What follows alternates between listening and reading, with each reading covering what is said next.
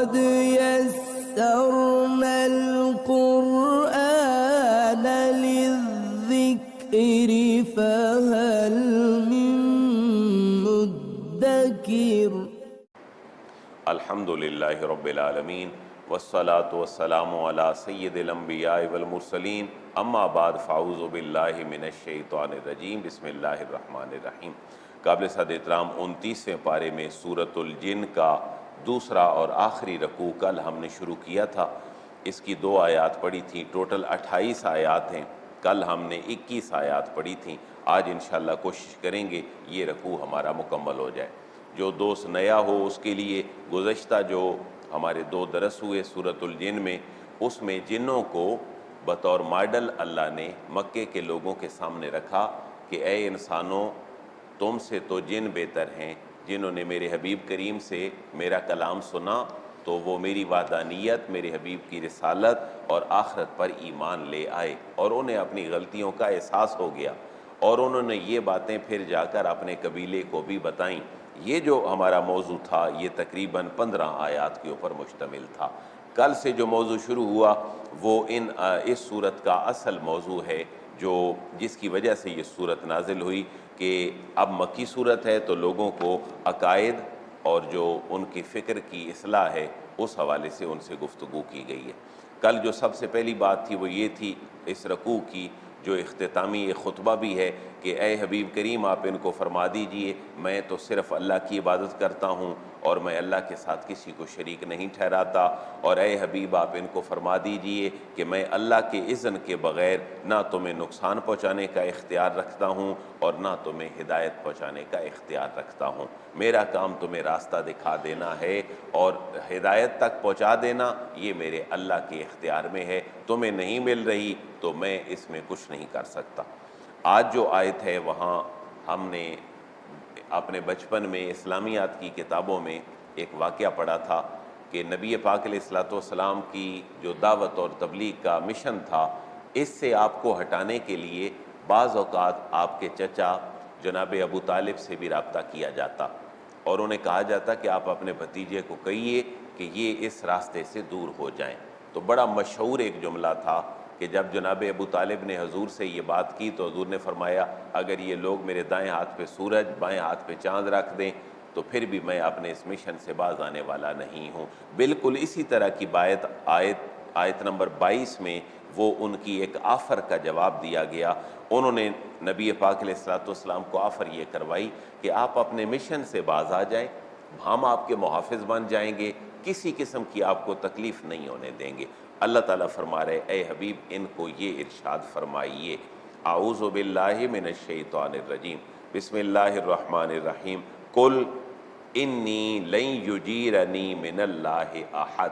قل اے حبیب آپ ان کو فرمائیے انی بے شک میرا علم تو یہ ہے کہ لن یجیرنی مجھے کوئی پناہ نہیں دے سکتا من اللہ اللہ تبارک و تعالیٰ سے احد کوئی ایک بھی۔ میرا اللہ میرا محافظ ہے اور میرے اللہ کے معاملے میں مجھ سے تم میں سے کوئی بھی مجھے پناہ نہیں دے سکتا، میں اپنے مشن میں لگا رہوں گا۔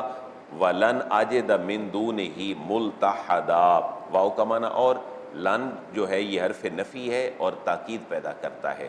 آجدہ واحد متکلم کا صیغہ ہے، اس کے اوپر جب داخل ہوا تو معنی یہ بنا کہ میں بالکل بھی نہیں پا سکتا، میرے پاس کوئی نہیں ہے، من دونہ اللہ کے علاوہ، ملتحدا کوئی ایسی ذات کہ میں جس کی جا کر پناہ لوں، میرے اللہ کے علاوہ میرے پاس ایسی کوئی چیز نہیں ہے، میں تمہاری پناہ نہیں لے سکتا، میں تمہارے شیلٹر کے نیچے آ کے اللہ تعالیٰ کی وحدانیت کا پیغام پہنچانا چھوڑ نہیں سکتا۔ ہاں میرا یہ فرض ہے الا بلاغا من اللہ ورسالاتہ، ہاں میرا معاملہ یہ ہے کہ اللہ سوائے اس کے بلاغا کہ میں پہنچا دوں، بالغ یبلغ کا معنی پہنچنا، میں پہنچا دوں من اللہ اللہ تبارک و تعالیٰ کی طرف سے جتنے احکامات ہیں وہ ورسالاتہ اور جو اللہ تعالیٰ کے پیغامات ہیں وہ میں تم تک پہنچا دوں۔ میرا یہ فریضہ ہے، میں یہ رسالات یعنی پیغامات، رسول اور رسالات کی روٹ ایک ہی ہے،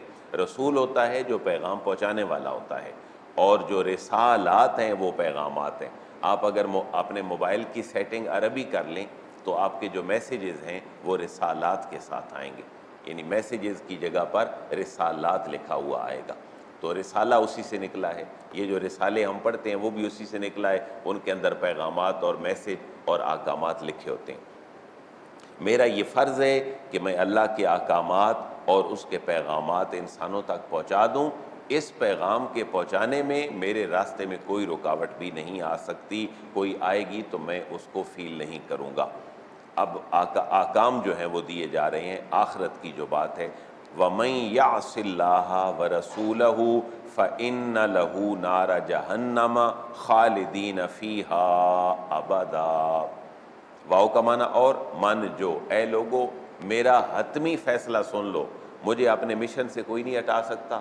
وَمَن يَعْصِ اللَّهَ، اور میرے اللہ کا یہ بڑا پیغام ہے تمہارے نام، واو کا معنی اور من جو، یعصی نافرمانی کرے، اللہ کی، ورسولہ اور اس کے رسول کی، تو میں اس کو یہ سنانے کے لیے آیا ہوں، فَإِنَّ لَهُ، فا کا معنی پس، ان بے شک، لہو اس کے لیے ہے، نار جہنم، اس کے لیے جہنم کی آگ ہے، اور وہ کوئی ایک دو لمحے اس میں نہیں رہیں گے بلکہ خالدین ہمیشہ ہمیشہ رہیں گے، فیہا اس میں، ابدا تا ابد، وہ ہمیشہ ہمیشہ اس آگ کے اندر رہیں گے۔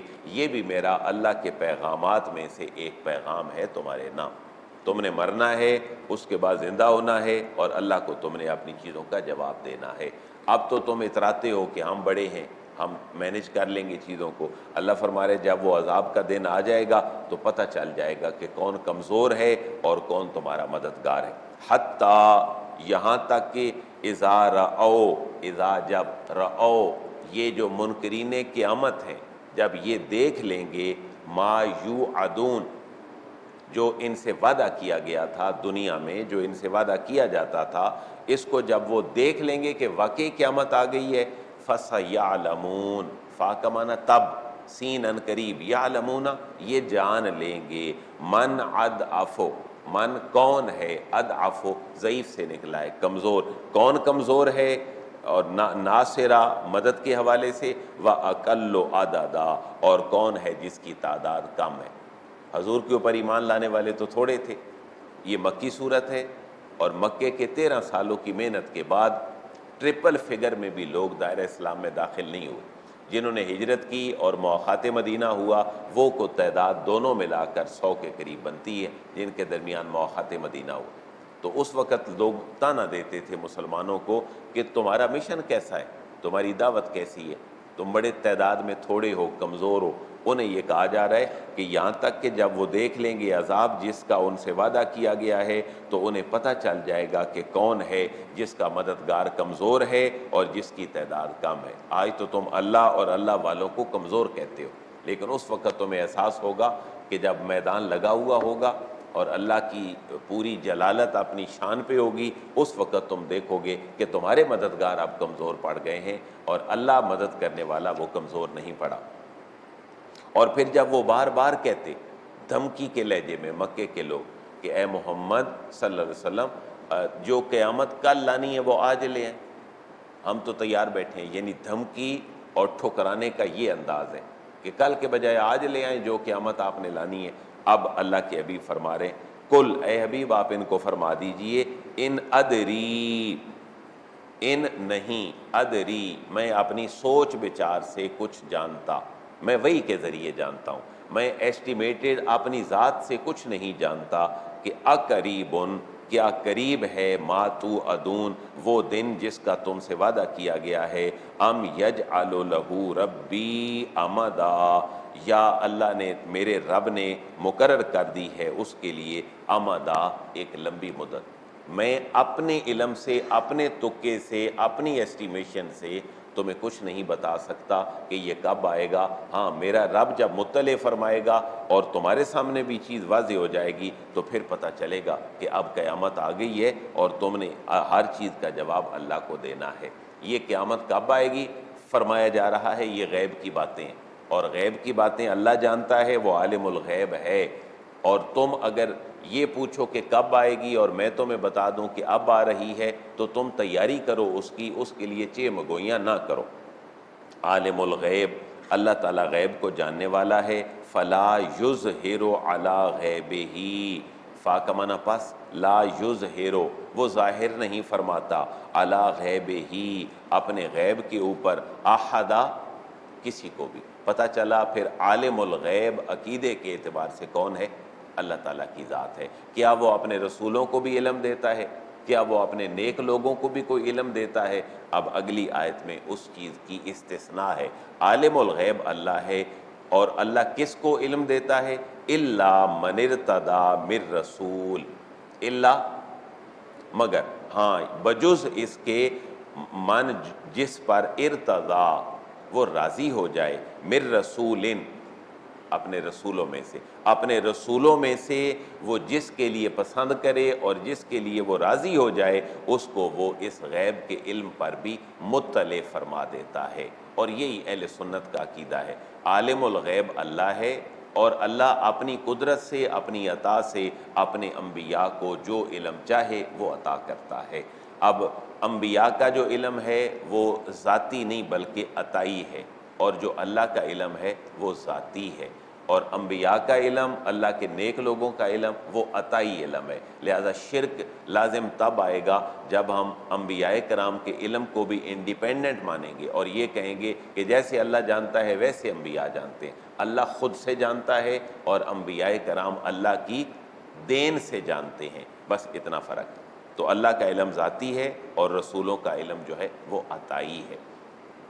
اللہ اپنے غیب پر کسی کو مطلع نہیں فرماتا بجز اس رسول کے جس کو اس نے پسند فرما لیا ہو غیب کی تعلیم کے لیے۔ اور جب اللہ یہ بندوبست کر دیتا ہے انبیاء کے لیے تو پھر انبیاء غنی ہو جاتے ہیں۔ وہ طائف میں جائیں، پتھر لگیں کہیں، اور بدر اور احد جیسے واقعات آ جائیں تو اللہ تعالیٰ اپنے نبیوں کی خود حفاظت فرماتا ہے۔ فَإِنَّهُ يَسْلُكُ، فا کا معنی پس، ان بے شک ہو وہ اللہ، یسلوکو مقرر فرما دیتا ہے، من بین یدیہ، اس کے، اس رسول کے آگے، ومن خلفہ، اور اس رسول کے پیچھے، رصدا، محافظ، چوکیدار۔ اللہ تعالیٰ چوکیدار اور محافظ متعین فرما دیتا ہے، پھر آنے والے دیکھنے والے اندھے تو ہو سکتے ہیں لیکن وہ رسول کو کوئی نقصان نہیں پہنچا سکتے۔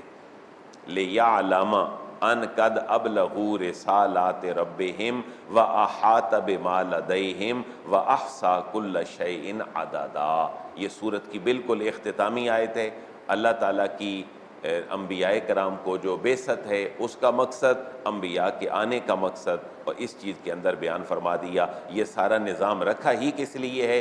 رسولوں کی پروٹیکشن کا، لِيَعْلَمَ، تاکہ وہ دیکھ لے، ان قد ابلغوا، کہ انہوں نے پہنچا دیے ہیں، رسالات ربہم، اپنے رب کے جو پیغامات ہیں وہ انہوں نے اپنی امت تک پہنچا دیے ہیں۔ وَأَحَاطَ بِمَا لَدَيْهِمْ، اور اللہ تبارک و تعالیٰ نے ان کے حالات کا احاطہ پہلے سے ہی کیا ہوا ہے۔ یہ حضور کو تسلی ہے کہ حبیب اتنی محنت کے بعد بھی اگر یہ دو لوگ دائرہ اسلام میں داخل نہیں ہو رہے تو اللہ فرما رہے اے حبیب یہ ہمارے علم میں پہلے سے موجود ہے کہ کون ایمان لائے گا کون ایمان نہیں لائے گا، آپ کا فرض ہے کہ ان تک صرف اللہ کا کلمہ پہنچا دیں۔ حقیقت یہ ہے کہ وَأَحَاطَ بِمَا لَدَيْهِمْ، اللہ ان کے حالات کا احاطہ کیے ہوئے ہے، وَأَحْصَىٰ كُلَّ شَيْءٍ عَدَدًا، واو کا معنی اور، احصا، اس نے شمار کر رکھا ہے، کل شیء، ہر ایک چیز کا، عددا، تعداد کے اعتبار سے، کوالٹی اور کوانٹٹی کے اعتبار سے اس نے ہر چیز کا شمار کر رکھا ہے۔ تو یہ سورہ جن تھی جی، مکی، بنیادی طور پر مکے کے لوگوں کو شرم دلانی مقصود تھی کہ جن تم سے بہتر ہیں کہ وہ اللہ اور اس کے رسول کا اقرار تو کم از کم کر لیتے ہیں، اور تم ایسے ہو کہ قریشی ہونے کے باوجود اور زبان تمہاری عربی ہونے کے باوجود، رسول معظم کی زبان ہونے کے باوجود تم یہ کلمات سمجھنے سے قاصر ہو۔ اللہ تبارک و تعالیٰ قرآن کا فیضان اور اس کا نور ہم سب کو نصیب فرمائے۔ وما علیہ الا البلاغ۔